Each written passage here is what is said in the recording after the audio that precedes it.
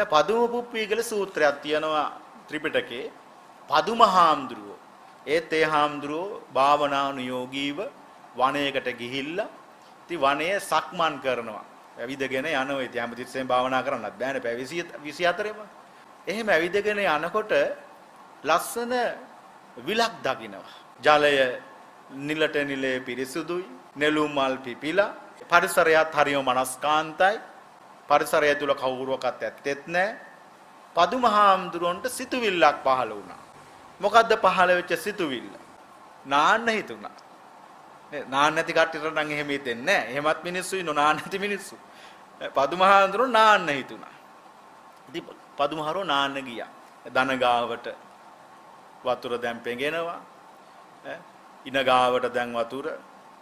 ඊට පස්සේ පපුව ගාවට දැන් වතුර. දැන් නනා ඉන්නකොට දැන් නෙළුම් මලුත් තියෙනවනේ විලේ. නෙළුම් මලක් මුව ගාවට කිට්ටු වුණා. පදුමහාඳුර රහතන් වහන්සේ නමක් නෙවෙයිනේ. පදුමහාඳුර ඉතින් අර නෙළුම් මල ඉම්බා. ඉම්බෙන් පස්සේ පදුමහාඳුරන්ට දැන් ඇහෙනවා ඒ සුවඳ හොරා කියලා කවුද කෑ ගහනවා. දැන් නානිස්සල්ලා මනුස්ස පොලුටක් නැහැ. කවුරුවක්වත් නැහැ. සද්දයක් නැහැ. මුව ගාවටම මල කිට්ටු වෙච්ච නිසා පදුමහාඳුර මල ඉම්බා. ඒ සුවඳ හොරා කියලා සද්දයක් යවුණා. පදුමහාඳුර බැලුවා කවුද කොහොමට මේ සුවඳ හොරා කියලා කියන්නේ. දෙවෙනි සැරේට මලින්බා. ආපහු ඒ සුවඳ හොරා කියලා. ඊට පස්සේ පදුමහාඳුර දැනගත්ත මේ දෙවියෙක් තමයි මට මේ සුවඳ හොරා කියලා කියන්නේ. ඊට පස්සේ ඔන්න එතන සංවාදයක් සිද්ධ වෙනවා.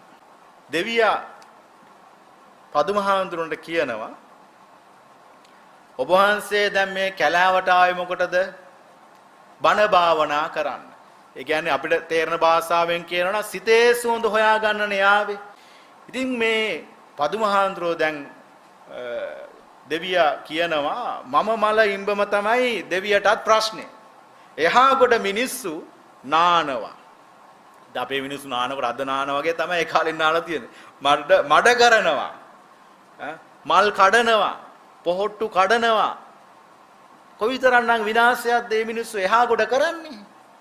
මම මේ මල ඉඹම තමයි ඔබටත් ප්‍රශ්නේ දෙවියටත් ප්‍රශ්නේ කියලා අහනවා. ඒ වෙලාවේ කියනවා ස්වාමීනි මට මේ මිනිස්සුන්ගෙන් වැඩක් නැහැ. මට වැදගත් ඔබ වහන්සේ. බලන්න කොයිතරම් ලස්සනද කියලා. මට මේ මිනිස්සුන්ගෙන් මට ඇති වැඩක් නැහැ.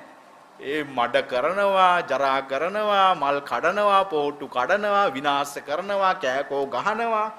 ඒ මිනිස්සුන්ගෙන් මට වැඩක් නැහැ. මට වැදගත් ඔබ වහන්සේ. මට වැදගත් ඔබ වහන්සේ කියලා.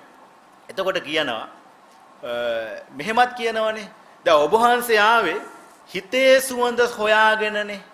හිත පිරිසුදු කරගන්නනේ. බණ භාවනා කරන්නනේ. රාගය වෙනුවට විරාගය දකින්නනේ. ද්වේෂය වෙනුවට අද්වේෂය දකින්නනේ. මෝහය වෙනුවට අමෝහය දකින්නනේ ඔබ වහන්සේ ආවේ. එහෙම ආපු ඔබ වහන්සේ මේ සරාගික වෙන්න හොඳ නැහැ. සරාගික වෙන්න හොඳ නැහැ. එතකොට දැන් පදුමහාරු අතාරින්නෙත් නැහැ, දෙවියෝ අතාරින්නෙත් නැහැ. මේ සංවාදේ යනවා. ඩයලොග් එක යනවා. දෙවියා උපමාවක් ගෙන හැර දක්වනවා. මොකද්ද මේ උපමාව? ස්වාමීනි කිරි දෙන අම්මා කෙනෙක් ගන්නකො. මේ කිරි දෙන අම්මා කිරි දෙන පුංචි දරුවට කිරි දෙනකොට උකුලට සුදු රෙද්දක් එලා ගන්නවා. සුදු රෙද්දක් එලා ගන්නවා. ඇයි ඒ? හදිසියෙන් හරි කිරි වැටුනොතින් ඒ සුදු රෙද්දට උරා ගන්නවා. එතකොට සුදු රෙද්දට සුදු පාට රෙද්දට සුදු පාට කිරි බින්දුවක් වැටුණත් පැල්ලමක් ඉටිනවා.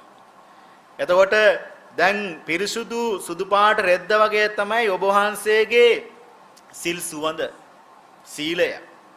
දැන් මල ඉඹනේ සරාගයක් පහළ වුණා, රාගයක් පහළ වුණා, ආශාවක් පහළ වුණා, ක්ලේශ ධර්මයක් පහළ වුණා.